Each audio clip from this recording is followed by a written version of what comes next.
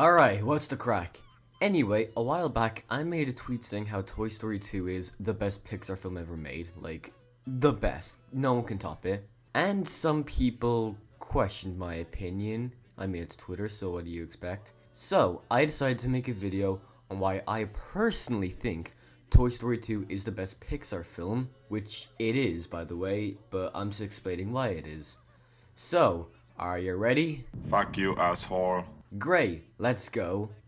Now before I talk about what I think of the film, it's history time.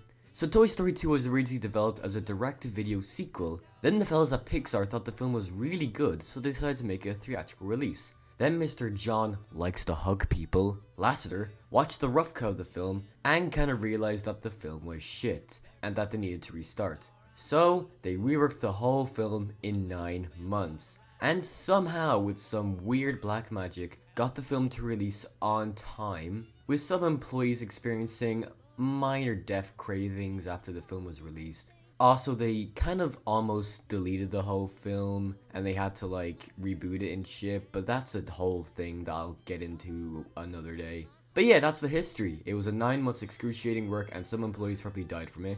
Anyway, with the history over with, let's talk about how amazing this film is.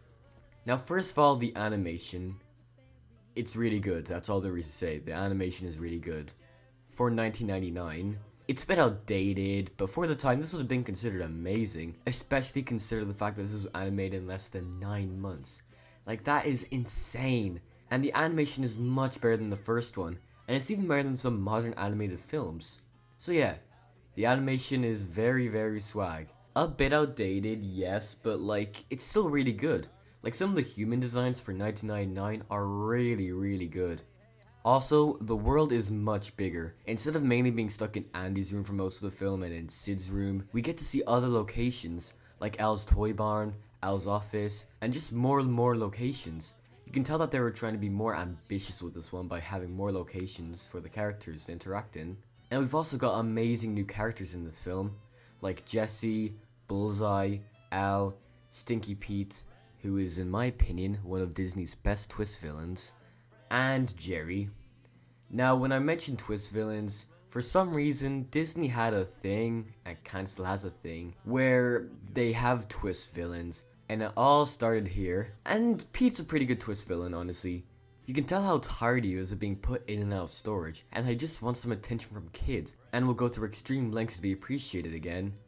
And what makes the twist even more surprising is that he's inside the box of the whole movie, so the audience wouldn't think that he'd be the villain or he'd do anything out of his box. He's also just a very swag character in general. Also, the story in this film is just really good. It's all about the fear of a toy being left behind by its owner, and the owner moving on. There's this fantastic scene where Woody's about to leave, then Stinky Pete explains to him that Andy's not going to be with him forever. How long will it last, Woody? Do you really think Andy is going to take you to college? Or on his honeymoon? But later on in the film, Woody comes to realize that he doesn't care that Andy's gonna grow up and leave him eventually. He just wants to spend every last minute with Andy and have a great time. And it's such a good message. It really dives deep into what it's like being a toy and what it's like being appreciated by a kid. It's very good. Then Andy grows up in Toy Story 3 and goes to college, and then Woody just straight up gets abandoned in Toy Story 4. Also, this film is just incredibly funny. There are so many jokes in this film that just had me dying of laughter.